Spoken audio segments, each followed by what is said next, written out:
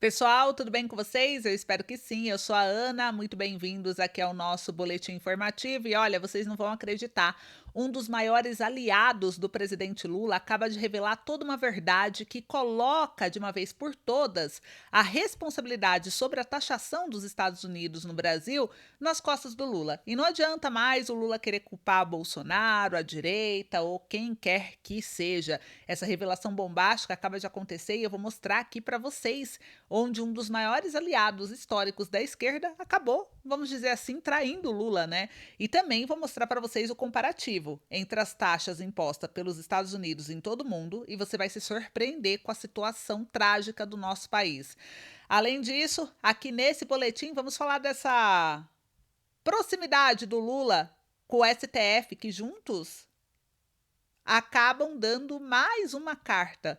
Eu vou dar os detalhes aqui para vocês do que está acontecendo. Eu já te convido a se inscrever no canal, ativar o sininho de notificação, compartilhar para ficar por dentro de tudo e ajudar as pessoas a conhecerem aqui essa análise política sobre o que acontece de fato no nosso país. Aliás, tudo o que acontece no Brasil impacta todos nós, não é mesmo? Então não vamos ficar dentro de uma bolha, precisamos olhar como um todo a situação e encarar os fatos do jeito que eles são. Então aqui a gente não esconde nada de vocês, a gente traz toda a verdade, pois aqui você está numa mídia totalmente independente, né?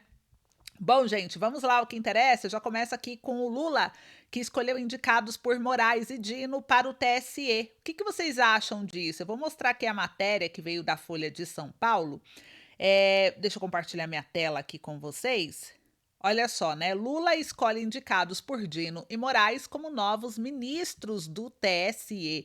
E aqui na matéria fala que a tia do prefeito de Maceió é escolhida para o STJ em acordo que beneficia Arthur Lira. Então, o presidente Lula contemplou os ministros Flávio Dino e Alexandre de Moraes do STF na escolha de dois novos integrantes do TSE, que é o Tribunal Superior Eleitoral.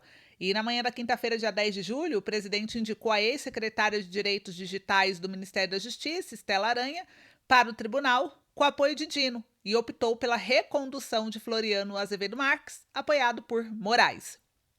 Estela e Floriano terão assento no TSE na eleição presidencial de 2026, quando o tribunal estará sob a presidência de Cássio Nunes Marques e terá entre seus integrantes André Mendonça, ambos indicados ao STF por Jair Bolsonaro. A ideia é que os nomes apoiados por Dino e Moraes reforcem um contraponto à dupla.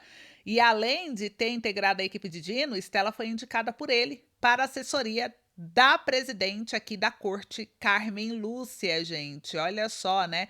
Então a matéria ela traz aqui pra gente as informações mostrando, né, que ao deixar o Ministério da Justiça sobre a Carmen Lúcia, segundo os relatos, né, foi o ministro Gilmar Mendes quem sugeriu o nome de Estela e Dino na montagem de seu time para a pasta. Então aqui a matéria vai explicando tudo a respeito, né, uma matéria bem grande, eu não vou ler toda, mas isso serve aqui como uma reflexão, né? Vamos trabalhar essa reflexão aqui juntos. Eu quero saber a sua opinião sobre tudo isso, vai comentando aí para mim, mas a gente vê aqui o Lula, o STF e esse controle silencioso da justiça eleitoral, né? Por que isso é tão importante para todos nós? A gente viu aí a matéria Folha de São Paulo. O Lula nomeou dois novos ministros para o Tribunal Superior Eleitoral, como vocês viram, Floriano de Azevedo e a Estela. Ambos figuras próximas do Alexandre de Moraes e do Flávio Dino. Dois dos maiores, dois dos nomes assim mais, como que eu posso dizer, poderosos do atual judiciário, vamos falar assim, né? E o que parece à primeira vista apenas uma escolha técnica, na verdade, levanta sérios questionamentos sobre transparência, independência dos poderes e o futuro da democracia do Brasil, né? Primeiro, porque o TSE ele é o órgão máximo da justiça eleitoral. Ele organiza, ele fiscaliza, ele decide todas as regras e disputa das eleições no Brasil. Isso inclui desde definir se um candidato pode ou não concorrer, até julgar ações de abuso de poder e, em casos extremos, cassar mandatos. Ou seja, quem está no TSE tem poder direto sobre a democracia e sobre o seu voto. E a escolha dos dois novos ministros aqui para o TSE causou polêmica por um motivo claro. Foram nomes sugeridos diretamente por Alexandre de Moraes e Flávio Dino, ministros do STF, figuras centrais do atual cenário jurídico político. Floriano é muito próximo de Moraes, já atuou em sua defesa intelectual, né, sendo considerado aí homem de confiança no setor jurídico. A Estela Aranha trabalhou com Flávio Dino no Ministério da Justiça, comandado também a área de direitos digitais, e inclusive defendendo maior regulação de redes sociais, que é uma medida criticada por boa parte da sociedade civil por risco de censura. Então, com essa escolha, o Lula ele envia aí um sinal claro, né? As restrições ao judiciário estão mais ligadas a alianças políticas que envolvem representatividade, meritocracia ou diversidade institucional. E qual que é o problema do Lula ser tão próximo assim do STF, né? Em qualquer democracia, gente, os três poderes, executivo, legislativo e judiciário, eles precisam manter uma certa distância e independência, tá? Isso é o que evita abusos e protege nós, cidadãos. Mas no Brasil atual, de hoje, o que se vê é o quê? O Lula lidera aliados, né? Ele nomeia aliados ali de Moraes e Dina ao TSE. O STF julga temas de interesse direto do governo Lula, como decretos, vetos, censura online. O Congresso cada vez mais ignorado ou superado por decisões do judiciário, como foi o caso aí da derrubada do IOF, que o próprio Hugo Mota disse que o Lula acionando o STF, ele vai aí é como se estivesse entrando numa guerra com o Congresso, né? Então, essa troca de favores informal, a gente vê aí o Lula nomeando aliados do STF, o STF decidindo pautas de interesse do Planalto, pode representar uma ameaça grave à democracia, porque pode quebrar a separação de poderes e transformar tribunais em extensão do governo. Então, é um fator preocupante nisso tudo é que não há debate público sobre nomeações, nenhum dos nomes passou por sabatinas abertas ou audiências públicas, nenhuma explicação foi dada claramente sobre os critérios escolhidos, então a sociedade fica sempre de fora. E isso no momento em que mais de 60% dos brasileiros afirmam não confiar no STF ou no sistema eleitoral, segundo pesquisas recentes. Então, além disso, o nome da Edilene Lobo aqui, como diz que seria a primeira mulher negra no TSE e contava com o apoio de petistas e movimentos sociais, também foi ignorado por Lula, mesmo sendo considerada técnica e qualificada. Então, isso expôs que o governo optou por agradar aliados do STF em vez de apostar na diversidade ou na representatividade que ele tanto fala, que o partido tanto prega. E a gente vê uma rachadura muito clara dentro da esquerda, dentro do governo, vê o governo, o Lula cada vez mais sozinho, né? Então, isso para o futuro, isso significa que o TSE, responsável por organizar as eleições 2026, pode ficar desequilibrado em favor de grupos que já têm muito poder, né? Significa também que críticos ao sistema eleitoral ou ao STF podem, inclusive, ser interpretados como ameaças à democracia, que é o que a gente já vê acontecer num ambiente cada vez mais restritivo à liberdade de expressão. E significa que as decisões judiciais elas podem aí passar a ser influenciadas não apenas por fatos e leis, mas por alianças e estratégias políticas. Então, a nomeação de ministros não deveria ser um jogo de bastidores, né? Mas um ato público transparente, solicitando aí também opinião da sociedade. Eu acho que o Brasil precisa de instituições que sirvam à população, não de alianças entre poderosos, né? A aproximação entre Lula e o STF, mais uma vez, mostra aí, né? É materializada nas escolhas para o STE, o TSE, e levanta questões legítimas, né? O judiciário deve defender a democracia, não ser um instrumento político a serviço de um partido ou de um grupo de magistrados. Eu queria saber sua opinião. Enquanto você comenta, eu vou trazer aqui uma outra informação também. Deixa eu ver se eu consigo compartilhar minha tela com vocês, que eu quero mostrar aqui também uma outra situação. Deixa eu ver aqui, que é do Lula, um aliado do Lula, vamos dizer assim, né? O Lula acaba sendo traído, né? A internet jogou aqui que o Lula é traído porque a Rússia afirmou que a ideia foi do Lula de fazer a moeda para substituir o dólar. E com isso, um dos seus maiores aliados, né, mostra que Lula é culpado sim pelas tarifas. Saiu aqui no jornal Poder 360. Só mostrar rapidinho a matéria para vocês. Tá aqui, ó. Ideia de moeda comum do BRICS foi de Lula, diz Rússia. Então, segundo aqui o Sergei, que ele é chanceler do Vladimir Putin, presidente brasileiro, foi o autor original da ideia de ter um meio de pagamento alternativo ao dólar. Essa iniciativa tem sido criticada por Donald Trump, que ameaça bloco com tarifa de até 100%. Então, o ministro das Relações Exteriores da Rússia atribuiu ao presidente Lula a iniciativa de criar sistemas de pagamento alternativos ao dólar para o BRICS. Proposta foi feita na cúpula em agosto de 2023. Então, vocês viram? Ele colocou aqui, ó. Abre aspas, foi o presidente Lula da Silva na cúpula do BRICS no ano passado que iniciou o debate trabalhado pela presidência russa sobre sistemas de pagamentos alternativos. Como já disse, houve progresso, mas é preciso levá-lo à sua conclusão lógica para que surjam mecanismos prontos para serem usados. Não tenho dúvidas de que nossos colegas brasileiros dedicarão o máximo de energia a essa questão. Gente, vocês sabem o que isso significa? Vocês conseguem entender essa declaração, o poder dessa declaração, o impacto dessa declaração? Comenta aí para mim que eu quero saber sua opinião. Porque olha só, né? A gente viu aqui a Rússia afirmando que foi o Lula quem propôs na cúpula do BRICS do ano passado a criação de uma moeda comum para reduzir a dependência do dólar. A ideia teria sido retomada como prioridade durante a presidência brasileira do bloco em 2025. E essa declaração ela é significativa porque ela expõe uma contradição. O Lula, ele tem afirmado, gente, que uma tarifa de 50% dos Estados Unidos seria uma retaliação apenas ao legado do Bolsonaro. Ele tá pondo a culpa toda em Bolsonaro, certo? Mas ele omitiu qualquer referência à sua proposta como essa de trocar o dólar. Justamente o que, segundo Trump, motivou a pressão tarifária. Então, vamos falar do discurso versus a realidade na diplomacia econômica, né? O Lula culpa Bolsonaro.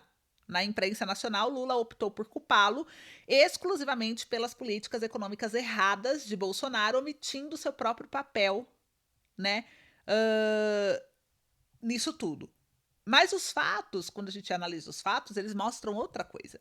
Como vocês viram aqui na matéria que eu acabei de compartilhar com vocês, aqui mostra pra gente, dentro dessa matéria, que a Rússia confirmou que foi Lula quem iniciou o debate sobre a moeda própria do BRICS. Essa iniciativa, um esforço para quebrar o reinado do dólar, despertou aí, né, respostas duras de Trump, incluindo a ameaça de tarifa de até 100%. Ou seja, Lula foi quem instigou, né? Ele foi o instigador, vamos dizer assim, nem sei se existe essa palavra, de ações que alarmaram os Estados Unidos. Agora, ao assumir papel de suposto alvo inocente, ele se faz de vítima quando, na verdade, foi parte ativa no processo. E os riscos dessa postura, né? Porque a gente fala da comunicação presidencial desgastada. Quando o governo omite suas próprias ações e responsabiliza todos os oponentes, a narrativa perde totalmente o sentido. Os acontecimentos começam a perceber que há uma versão oficial e outra real, alimentando a desconfiança, né? Os Estados Unidos não reagiu ao acaso. A pressão tarifária foi motivada principalmente pela tentativa do BRICS de destruir o dólar. Uma retórica iniciada por Lula e amplificada por forças externas aos Estados Unidos. A cada dia que a retórica antidólar é acirrada, mais empresas e investidores ficam inseguros. E nas redes da política nacional, aliados de Lula terão que explicar se a culpa é do Bolsonaro ou do próprio PT. Né? Então, isso nos ensina aí que omitir a própria iniciativa da moeda dos BRICS enquanto se acusa terceiros é uma propaganda política, não análise verdadeira, né? A diplomacia é um jogo de consequência, então não há ocorrência sem motivo. Se a proposta foi de Lula, a resposta são as tarifas, né? Então, liderar é assumir risco. Quem dá o primeiro passo numa proposta sensível tem que estar aí preparado para assumir as consequências e não se fingir que é uma vítima. Então, o Lula, ele foi o embaixador aí da ideia, né, de que os Estados Unidos acusa de ameaçar sua hegemonia. Agora ele se apresenta como um alvo inocente, mas quem lançou a pedra foi ele. Então a gente paga o preço em tarifas. Eu quero saber o que você acha. Você acha que o Lula é mesmo uma vítima? Ou apenas colheu o que plantou? Deixa sua opinião aí nos comentários. Enquanto você comenta, vamos encerrar aqui falando dessa comparação da tarifa. Deixa eu abrir aqui a matéria, ver se eu consigo compartilhar a tela com vocês, porque o Brasil é o país com maior taxa imposta pelos Estados Unidos em todo o mundo, gente. Olha aqui, ó. mostrar para vocês, ó. Tarifa de 50%. Brasil ainda segue com a maior taxa entre os países notificados por Trump. Então, saiu aqui no jornal G1, né? Desde segundo, o republicano iniciou o envio de cartas informando quanto cada país pagará se não firmar acordo comercial com os Estados Unidos. E no sábado anunciou 30% para a União Europeia e o México. Então, aqui a tarifa de 50% anunciada sobre o Brasil na quarta, dia 9, ainda é a mais alta entre as novas taxas divulgadas pelo presidente dos Estados Unidos, Donald Trump. Então, vocês viram aí? A matéria tá aí, tá no G1, tá em outros jornais também, gente. Então, isso daqui é real, né? E conforme vocês viram aí que eu compartilhei com vocês, segundo o G1, o Brasil tá entre os países que enfrentam a tarifa mais alta, 50% imposta pelos Estados Unidos, a mais severa entre as nações notificadas por Trump. Então, essa medida afeta produtos como café, igual aqui traz na matéria, suco de laranja, carne, aviões, embora o impacto no PIB brasileiro seja estimado entre 0,3% e 0,4%, né? E o Lula afirma que esse ato pode ser alavancado para fortalecer a posição do Brasil no cenário global, buscando encontros fora dos Estados Unidos, reforçando alianças com o BRICS e atuando de forma mais assertiva na OMC. E internamente a medida pode gerar sentimento nacionalista, ele diz que é coesão política, podendo até fortalecer a candidatura dele. O que vocês acham, hein? Comenta aí para mim. E falando dos riscos reais, né?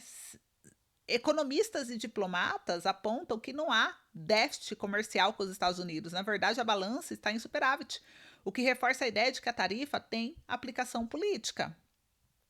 Os preços apertados vêm no nosso bolso também, né? Os produtos brasileiros são presença central no café da manhã dos Estados Unidos.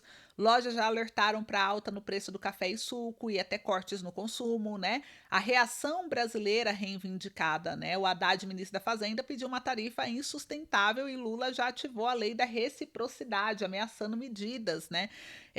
Que podem escalar para uma guerra tarifária real. Então, a gente vê aí que, apesar do impacto ser menos crítico do que nas economias mais dependentes, setores como café, suco, carne, Embraer podem sofrer bastante. E a direita brasileira passou a reagir, né, sobre isso. O Eduardo Bolsonaro tratou isso como uma tarifa morais, culpando o STF e Lula por relações tensionais com os Estados Unidos. Os analistas econômicos alertam que a medida pode ser contraproducente, prejudicando os exportadores sem garantir benefícios reais. Então, o Eduardo vê a tarifa como uma retaliação direta às perseguições judiciais promovidas por Lula e pelo STF. Os especialistas econômicos e diplomatas acreditam que a ação é política, porém arriscada, né? E a solução passaria por negociação firme, não retórica inflamada.